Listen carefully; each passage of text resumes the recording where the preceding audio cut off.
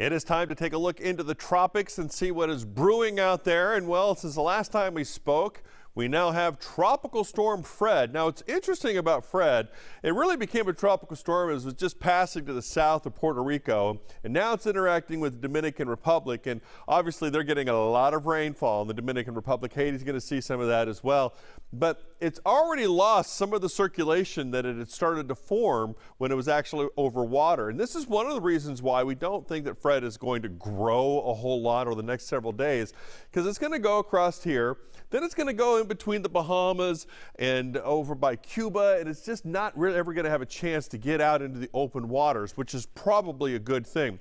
So here's the current information on Fred as of the 4 p.m. update. Winds are now 40 miles per hour between the west-northwest at 15. Yesterday it was moving at 17. I would expect it to slow down, especially now that it's actually over landfall. Probably will disintegrate, maybe just become a low or a depression for the next bit or so. That hasn't happened yet, but that's what I would expect to see since it's over land right now. We still have the tropical storm warnings in effect for the Dominican Republic.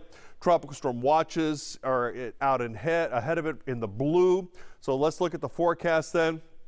As I was talking about, a low or a depression possibly for Thursday, going into Thursday night, and even a little bit longer. But see, once it gets by Cuba, it's still just kind of not out there in the open waters to really have a chance to organize. And so the next couple of days, it's going to be tough. But once it gets closer to Florida, it will explode again, get winds up to 45 miles per hour by Saturday afternoon, Sunday 1 p.m., by Monday, it's made landfall, so it will probably be a tropical storm and not become a hurricane, which again is good news.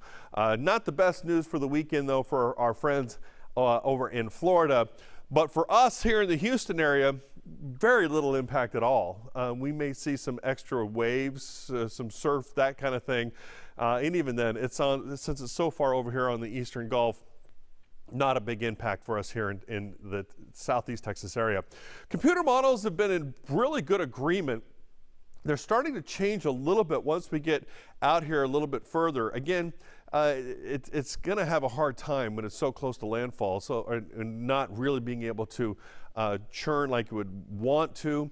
So once we get to the weekend, see how it kind of expands out a little bit. And one of the reasons why we're saying that we're not expecting a direct impact, but we don't completely write this off, because you do see the GFS ensemble is kind of going a little bit to the left. Now, this is not really a concern for us. I mean, it would have to be a huge change for us to have any kind of concern. However, if the storm gets a little bit closer to New Orleans, for example, they could get some more rain out of it. They could have some more impact, that sort of thing. That's what I'm watching for at this point. Of course, we're always watching to see if something crazy were to happen. I don't think that's going to happen, though. We do have a frontal boundary that's going to be coming down from the north. It is going to push this whole thing to the right eventually, but it is going to have this little window of time from Saturday morning into Sunday afternoon right offshore here from Florida, where it could do some interesting things. So we'll keep an eye on it. I'm not overly worried about it, certainly not for southeast Texas and Houston. All right, here's the next thing that we're watching.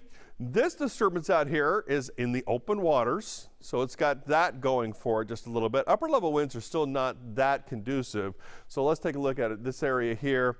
So as far as the outlook goes, it has a 50% chance over the next 5 days. And again, if you look carefully, it seems to be taking a similar path of what Fred has been doing.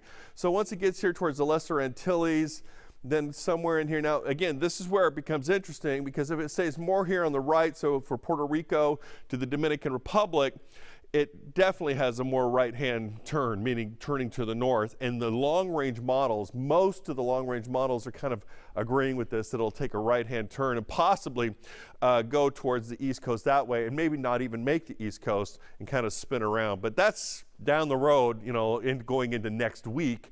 But at this point anyway, it's still about half a world away. We'll keep our eye on it, but it is probably going to organize at least before it gets towards the Lesser Antilles by the Caribbean, or staying on the Atlantic side. So of course, now we're moving into the middle part of August. So from the middle part of August until like the middle of September, that's the target time. That's when we're watching things very closely, because now we're getting at the peak heating of the water. And if we are going to see storms, the most likelihood of that happening is during this window. We all know that, right? But at this point, nothing is pointed towards us in the Gulf of Mexico, at least in southeast Texas, and neither is this one at this point anyway. But of course, we'll keep you updated. And that's why we're giving you these daily updates. And for now, we'll send you back for your rest of your day, and we'll give you an update tomorrow what happens with Fred, and also we'll have some more ideas about what this is going to do, especially in the long run.